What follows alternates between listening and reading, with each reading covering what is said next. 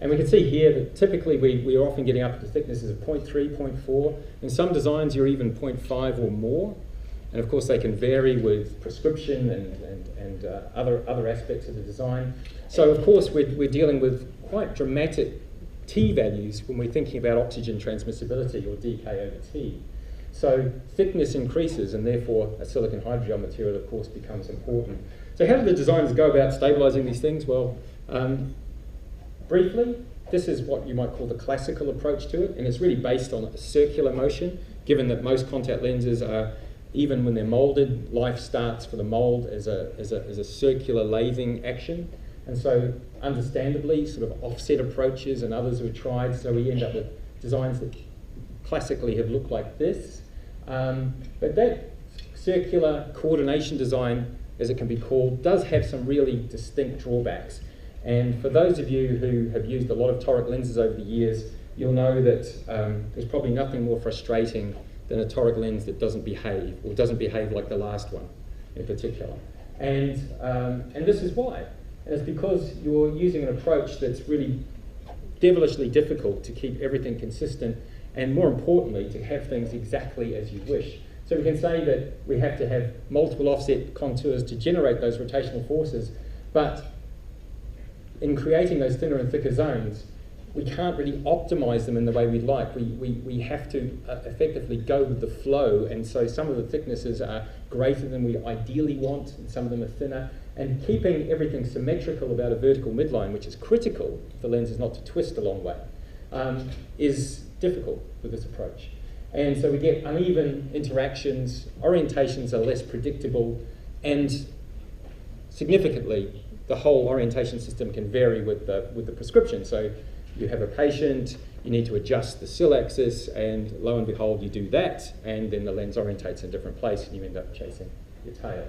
So quite some time ago, we took a different approach. And this, in a simple sense, is the CooperVision way of doing it. So we have the technology, as they say in the best science fiction movies. We have the technology, and we call this an optimized geometry approach. So this way of using Cartesian coordinates, what this really boils down to is specifying things not in a circular basis, but point by point, pixel by pixel, if you like, and being able to control for thicknesses exactly as you want. A lot of benefits flow from this. You can control the thicknesses precisely, you can control symmetry very, very well about the vertical midline, and importantly, because you can use all the available area outside the optic zone to generate stabilization features, you can get a lot of stability with a relatively thin design. So I'm not trying to say that these lenses are as thin as a sphere, they're certainly not, but generally speaking, they are at the thinner end of the toric lens spectrum. And so that design technology that you've become, I hope, familiar with bioaffinity toric is included, well, is exactly the same in the MyDay toric lens. And of course, this technology has done phenomenally well since it was introduced eight years ago, and it's certainly the #1 toric product in this part of the world, and indeed in many other places as well. Some of the features of it,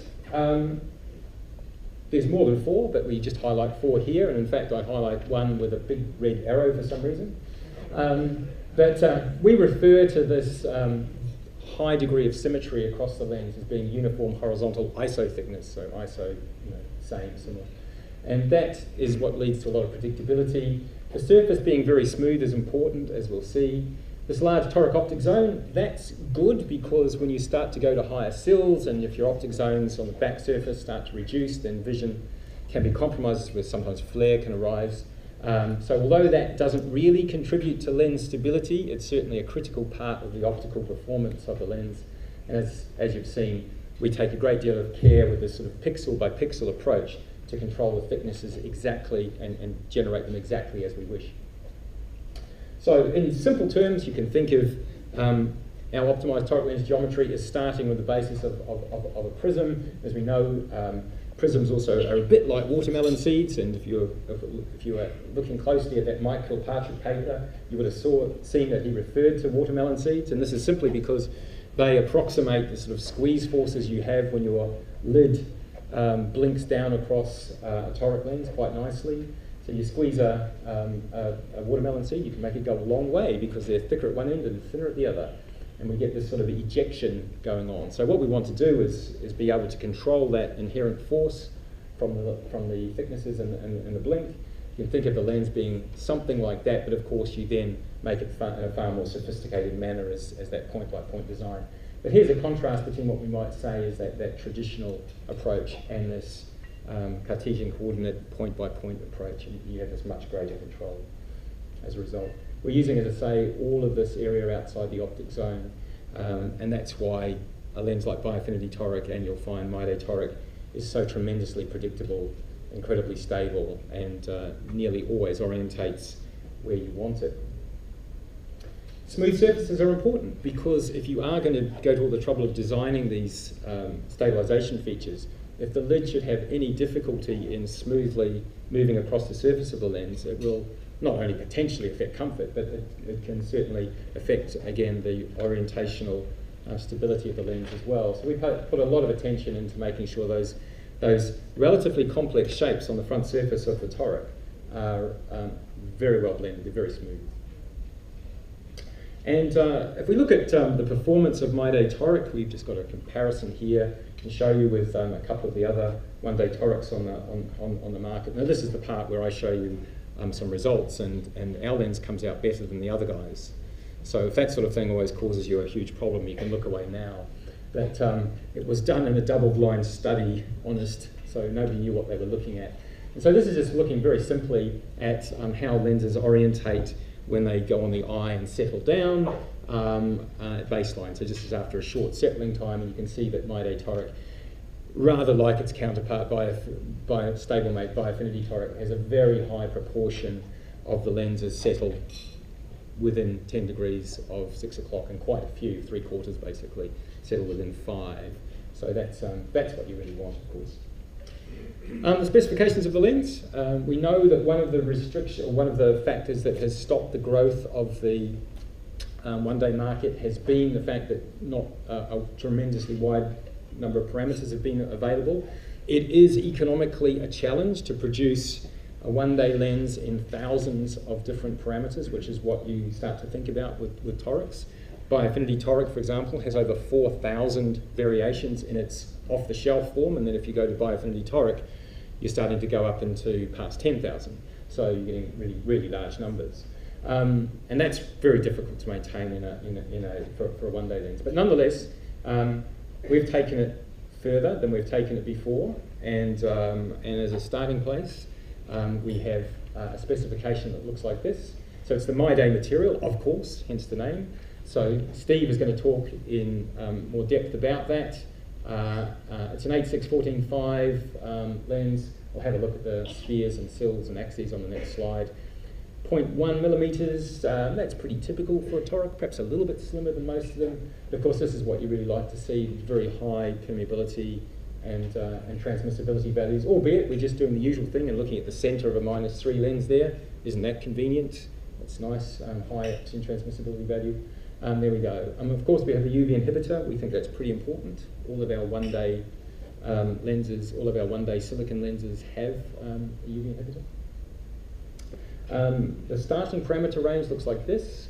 So available right now, 4 axes, 0.75 through to -225. That's for all these minus powers up to -10. And you can see we've got a range of 10 axes for the 3 sills that you use most often, and you've got 6 for the 225 sill. 225 sill, by the way, when we look at our usage of Biofinity Toric, it's something like 5% of the sales or less. So most people need an 0.75 or a 125 sill. Higher sills, you remember them, but they're relatively rare. Plus powers aren't available yet. Yes, you know, hyperopes always have to suffer, but they'll be coming. Importantly, this configuration, though, is such that when we look at all the Biofinity Toric lenses that leave CooperVision and go out to optometry practices in Australia and New Zealand, we see that this configuration here would cover 94% of the orders. So although we haven't got some of the oblique axes, we are enabling you to cover a tremendous range of the prescriptions that you are going to prescribe. so more than 9 out of 10. The health of the eye is obviously fundamental. We have a philosophy in our R&D group, which is we let the eye decide which way it's going to go when we're trying to evolve new technologies. And of course, we're familiar with these stories now, but of course it always behoves us to pay attention to them, because the contact lens market, as I've said earlier, has always got this sort of bipolar nature to it. We've got the existing patients, and we're trying all the new and exciting things on them. And then we've got the much larger group of existing patients. So new patients get to try the new toys. The existing patients, well, sometimes they do, and sometimes they don't, because they're happy. They're fine, aren't they? But when we look at the literature and the research, and who better to review it than Professors Des Fon and Debbie Sweeney.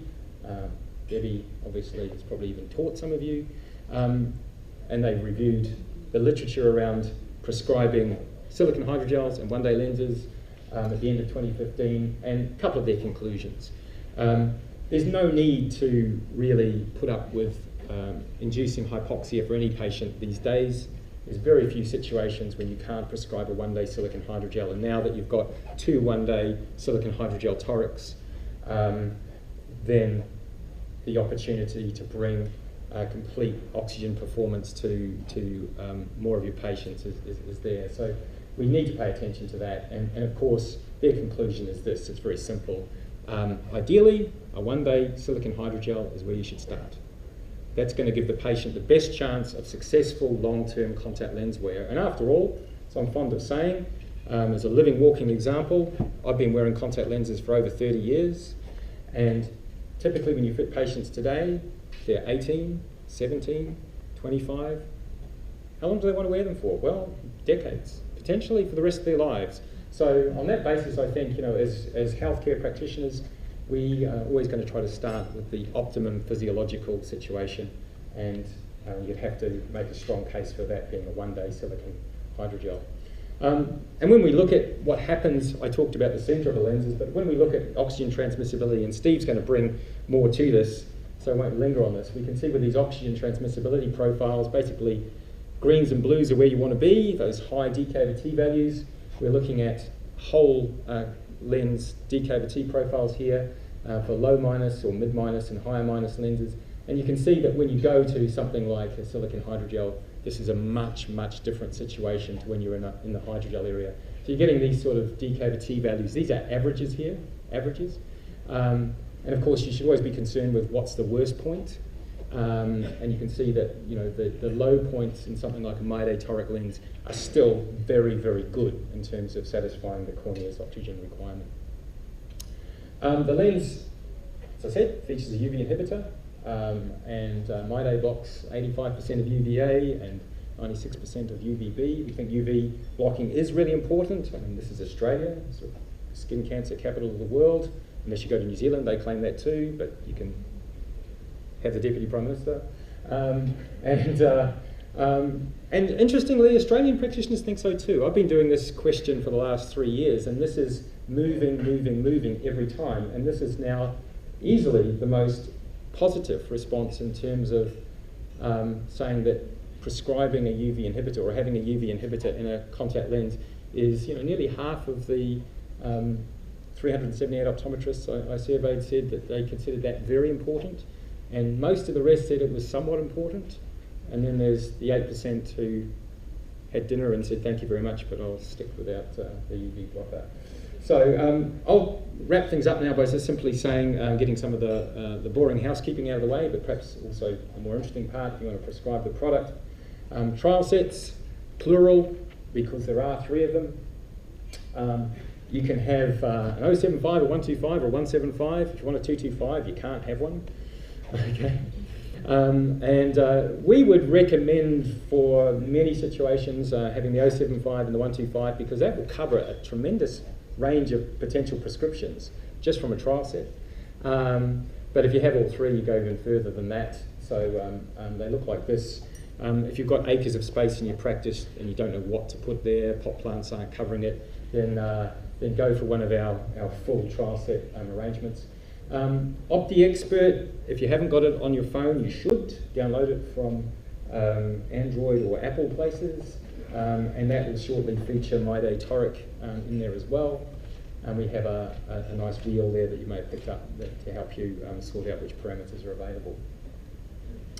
So in closing, I'd say that MyDay Toric is one of the products in our portfolio which also benefits from the fact that thanks to a legal opinion obtained a couple of years ago now, every CooperVision product launched since 2015 has been optometry only across Australia and New Zealand. It's something we can't control for the world, but MyDay Toric joins the Clarity family and Biofinity Energis, lenses like that, as being only sold to the optometry channel. And so, well, thank you. Okay, good. You like that. And really that concludes what I have to say. So I hope that sets up an understanding of MyDay in terms of what we are providing to you and specification and the design philosophy behind it, and why we believe it really is the best thing you can put on an astigmat's eye in 2017. And what I'm going to do now is introduce you